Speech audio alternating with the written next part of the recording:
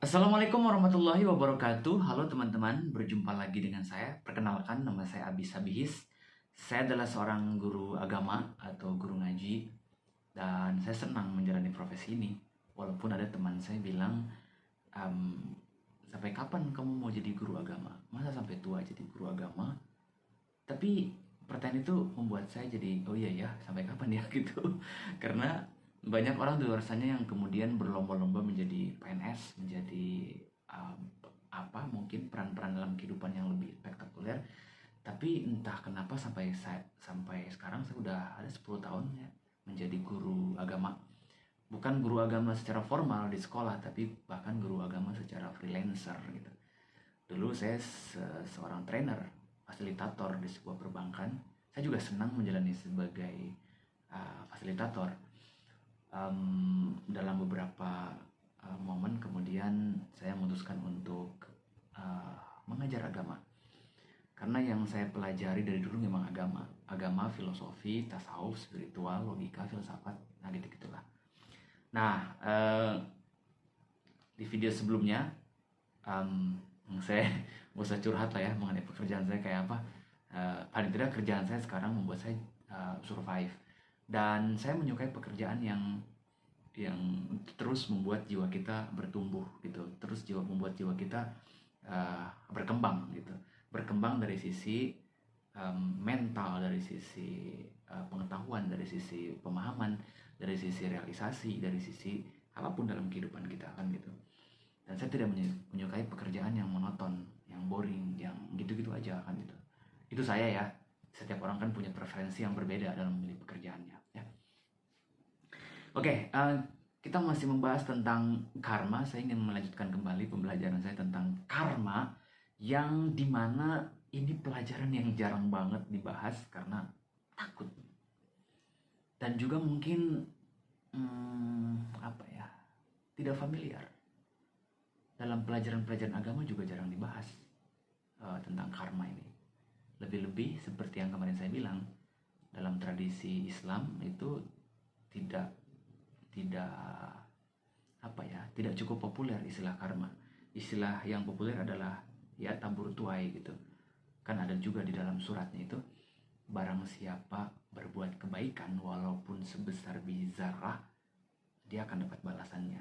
Begitu juga siapapun yang berbuat keburukan walaupun sekecil atau sebesar biji zarah, mungkin itu kecil banget, tetap akan mendapatkan balasannya. Itu yang kita familiar ya. Tapi seiring dengan saya banyak membaca dan menemukan literatur terbaru tentang karma, itu menarik ternyata kan gitu. Di dalam karma ini bisa membongkar rahasia-rahasia penderitaan manusia. Kenapa manusia banyak menderita? Kenapa suatu perbuatan tuh bisa terus berulang? Contoh misalnya begini, kalau kita duduk atau masuk ke sebuah ruangan untuk belajar, kalau Anda masih ingat ya ketika sekolah gitu, kenapa kita selalu duduk di bangku yang sama setiap harinya? Siapa yang memerintahkan kita duduk di bangku yang sama setiap harinya? Dan ketika kita mencoba pindah ke tempat lain, ada rasa tidak nyaman gitu. Jawaban Anda mungkin misalnya, oh ya udah kebiasaan, atau ya karena di situ masih kosong, atau bisa aja sih saya berpindah tempat tapi ya udah karena situ kosong ya udah kan gitu. Tapi kalau kita menyelidiki kenapa ya bisa begitu gitu, kenapa? Itu satu, kenapa kita melakukan pola yang berulangan dari sisi hal kecil seperti itu aja. Kedua, dari sisi merespon sesuatu. Seringkali kalau terjadi sesuatu, respon kita itu seperti berulangan ya. Kalau ada yang bikin kesel, maka respon yang pertama kali yang muncul juga adalah kesel atau marah. Kalau ada sesuatu yang tidak sesuai dengan ekspektasi kita atau harapan kita, maka respon yang muncul adalah kecewa. Nah itu kan pola yang berulangan. Wajar apa enggak? Atau siapa yang memerintahkan untuk melakukan pola yang berulangan tersebut? Nah gitu-gitu kan jarang kita pikirin ya. Kita menganggapnya biasa aja.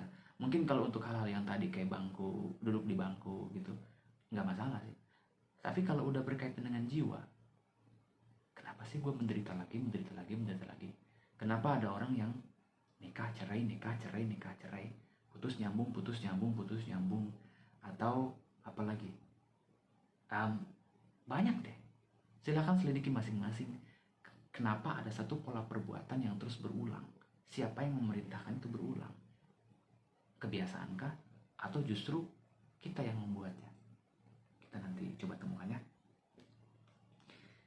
Kenapa ngomongin ini ya? Oh, karma tadi ya.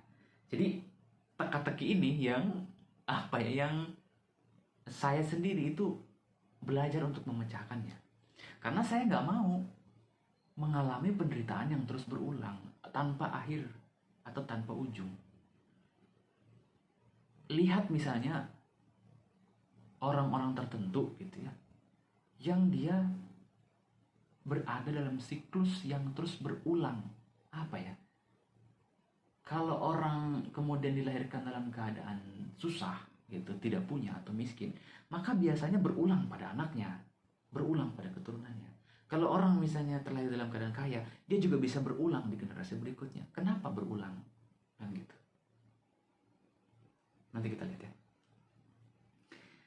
Oke, jadi saya nggak usah ngulang lagi ya yang kemarin itu, bahwa kenapa banyak banget di sekitar kita melihat banyak penderitaan gitu, perang, apalagi kelaparan, penyakit, musibah, ya, kematian, yang secara akal sehat tuh susah untuk dimengerti. Kenapa orang baik dapat sesuatu yang buruk? Kenapa orang yang jahat malah dapat yang baik? Ya, kenapa orang yang lurus tidak berbuat sesuatu yang aneh-aneh, neko-neko, dia dapat masalah, kan gitu. Kenapa orang yang selalu dicap sebagai orang yang negatif tapi hidupnya baik-baik aja? Jadi pertanyaan-pertanyaan seperti itu bagi orang tertentu mungkin dapat jawabannya, mungkin Anda sudah mendapatkan jawabannya, tapi kadang-kadang jawaban yang kita temukan tuh belum cukup membuat kita puas. Biasanya dibalikin lagi kepada oh itu ujian, ya, oh itu hukuman gitu. Apakah karma terkait dengan ujian? Apakah karma terkait dengan hukuman? Apakah karma terkait dengan apa ya namanya? Nggak tahu saya. Ya, pokoknya kita coba, saya mau baca dulu ya. Secara harfiah, Sunda banget ngomongnya. Oke. Secara harfiah itu maksudnya letter luck atau etimologi atau kata dasarnya ya. Secara harfiah, karma adalah tindakan atau action, perbuatan, ya, kelakuan. Dan kelakuan itu bisa dalam bentuk perbuatan fisik, bisa dalam bentuk perbuatan kata-kata, bisa dalam bentuk perbuatan pikiran, perasaan. Ya, saya menggerakkan jari tangan gitu, itu juga perbuatan. Tapi saya berbicara itu juga perbuatan, tindakan, sehingga melahirkan satu realitas. Saya berpikir itu juga satu tindakan yang terjadi dalam pikiran saya, walaupun dalam bentuk nyatanya belum terjadi tindakan fisik. Tapi begitu berpikir, memikirkan sesuatu, itu sudah tindakan juga, sudah perbuatan juga. Saya merasa sesuatu, sedih, kesel, kecewa, marah, iri, dengki, happy bahkan, itu juga satu tindakan, tapi tindakan yang dilakukan oleh perasaan gitu ya. Jadi karma secara bahasa adalah perbuatan, semua perbuatan, semua tindakan. Makanya ada istilah namanya karma yoga dalam istilah Hindu ya. Dalam tradisi Vedanta, mungkin Bhagavad Gita atau Hindu atau Buddha, ada istilahnya namanya karma yoga. Satu tradisi spiritual yang didasarkan pada tindakan, yang didasarkan pada, atau basic activity-nya adalah perbuatan. Kalau di Islam mungkin namanya perbuatan karena Allah. Jadi ngelakuin sesuatu karena Tuhan, berbuat sesuatu karena Allah, itu namanya karma yoga. Ya. Jadi hasilnya bukan dialamatkan kepada diri sendiri. Kalau perbuatan kita atas nama diri sendiri namanya egois, kan? Ya kan? Jadi kalau berbuat baik karena Tuhan, ngelakuin sesuatu karena Allah, semata-mata karena perintah Allah, atau karena misalnya dedikasi kepada Allah, itu namanya karma yoga. Jadi dia menjadi khalifah Allah, menjadi wakil Allah, menjadi tangan menjadi itu tadi, memanifestasikan sifat-sifat ilahi dalam kehidupan sehari. Tapi kita nggak akan bahas tentang karma yoga ya. Saya cuma membahas tentang karmanya aja. Jadi karmanya adalah maknanya tindakannya. Sayangnya, sebagian besar orang memahami tindakan dalam hal perbuatan baik dan buruk. Sebagian orang lagi melihat timbangan kebaikan dan keburukan, kebajikan dan dosa, pahala dan dosa. Ya. Jadi karma seringkali diterjemahkan ke dalam kategori perbuatan-perbuatan baik, perbuatan-perbuatan buruk. Seperti yang di video sebelumnya saya bilang, orang yang berbuat buruk akan dapat keburukan. Orang yang berbuat negatif akan dapat kenegatifan. Orang yang melakukan dosa, melanggar syariat misalnya, akan mendapatkan dosa, hukuman. Orang yang berbuat baik akan dapatkan pahala, kebajikan. Nah, itu kesalahan pertama mengartikan kata-kata karma. Bukan itu, lebih daripada itu. Itu tidak salah, tapi kurang tepat. Kedua, ada juga yang melihat karma sebagai buku besar debit dan kredit yang diatur oleh akuntan ilahi, yang menetapkan sebagian orang mendapatkan kebahagiaan, sebagian lagi mendapatkan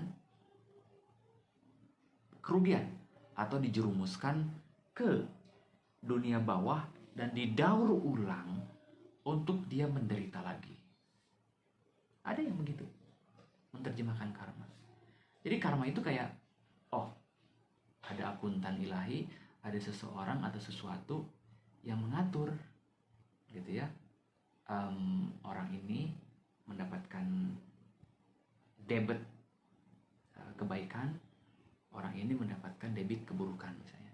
Kayak kita kenal mungkin ya dalam tradisi Islam tuh, kalau kita berbuat buruk maka dicatat amalnya sebagai perbuatan buruk gitu. Kalau kita berbuat baik maka dicatat oleh malaikat catat sebagai perbuatan baik.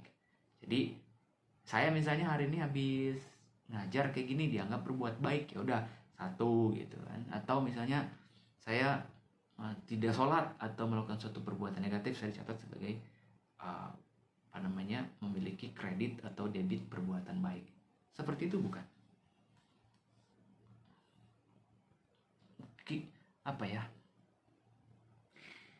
Kita kan diajarinnya seperti itu memang kan.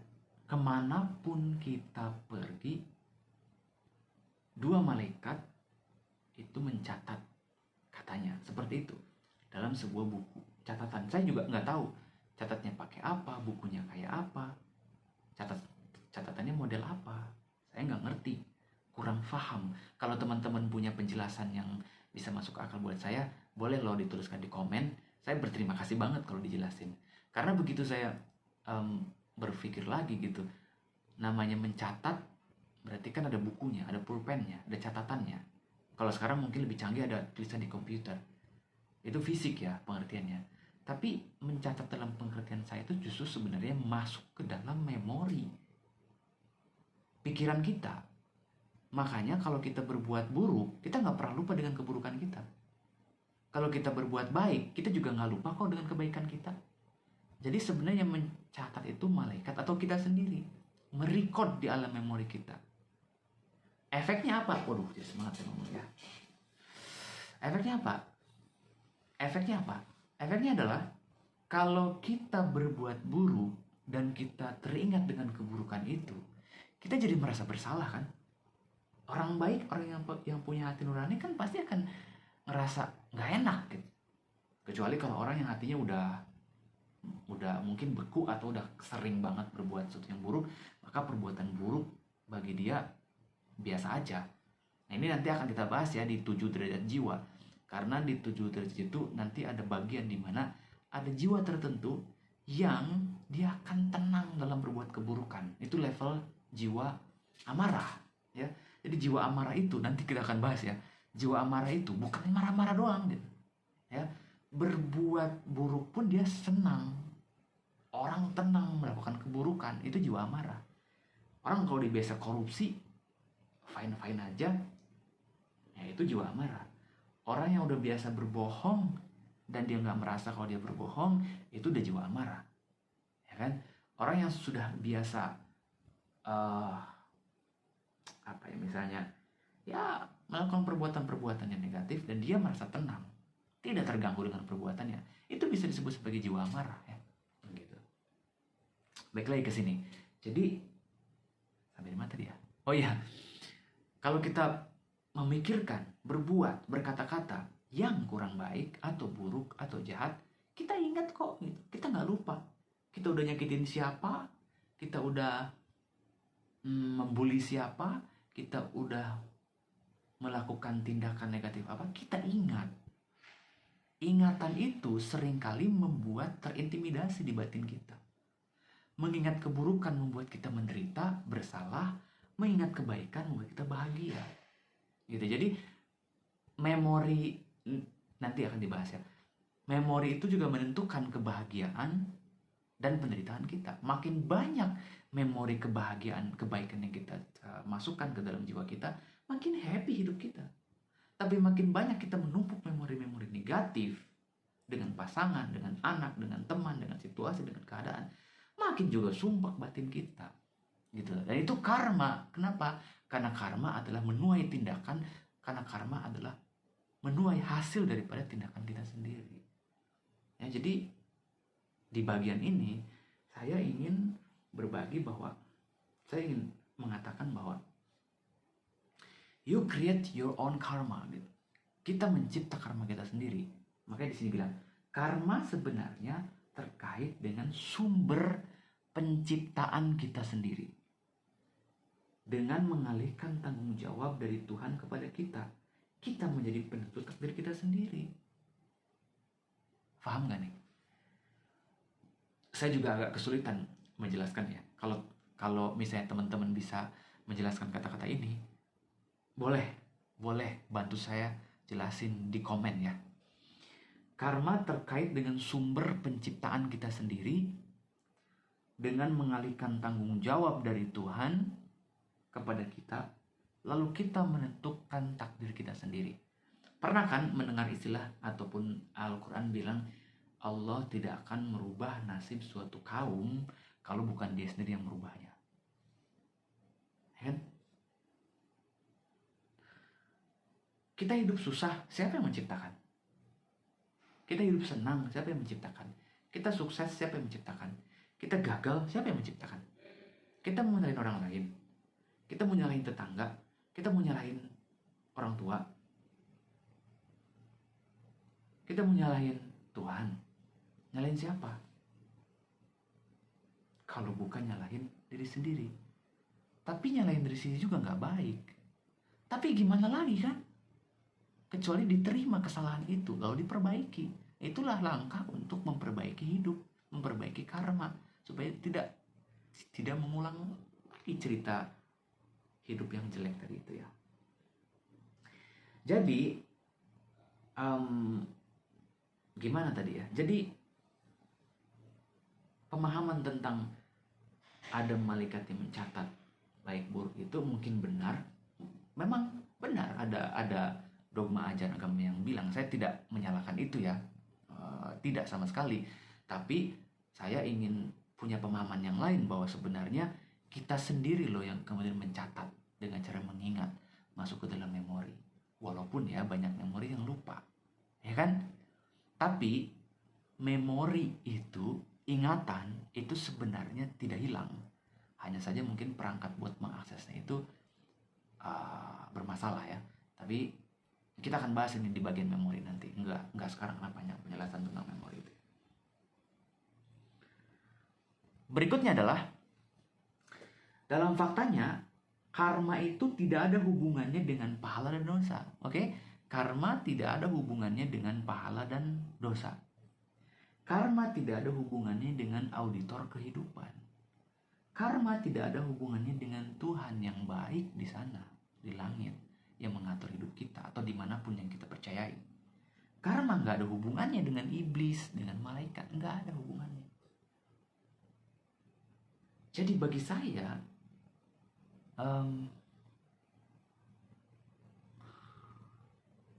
apa ya, untuk menyalahkan situasi di luar bahwa misalnya saya berbuat negatif karena setan gitu, saya berbuat positif karena malaikat, itu udah nggak lagi, ya kan? Walaupun kita pernah mendengar kita dibisikin oleh setan untuk berbuat jahat, tapi kan eksekusinya kita, ya itu betul mungkin ya. Tapi yang pegang kendali kan diri kita dengan cara Allah ngasih akal. Akal itulah kemudian digunakan untuk memilih mana perbuatan baik, mana perbuatan buruk, mana sikap yang baik, mana sikap yang buruk, mana hal-hal yang memberikan konsekuensi negatif, mana hal-hal yang memberikan konsekuensi positif. Kan gitu ya. Jadi di video kali ini saya juga nggak mau panjang lebar, cukup segini aja dulu, bahwa stop untuk menyalahkan yang lain atas penderitaan ataupun masalah ataupun keadaan yang sedang kita hadapi. Terima itu sebagai karma kita. Lalu ubahlah dari situ. Gimana caranya agar situasi yang menyakitkan itu misalnya bisa berhenti atau bisa selesai dan tidak terjadi di masa depan siapapun. Jadi marilah kita sama-sama belajar ini dengan ketulusan dan rendah hati. Kalau ada hal yang saya keliru, tolong berikan koreksinya di komen ya, agar saya juga bisa terus belajar dari teman-teman semua. Terima kasih banyak. Assalamualaikum warahmatullahi wabarakatuh.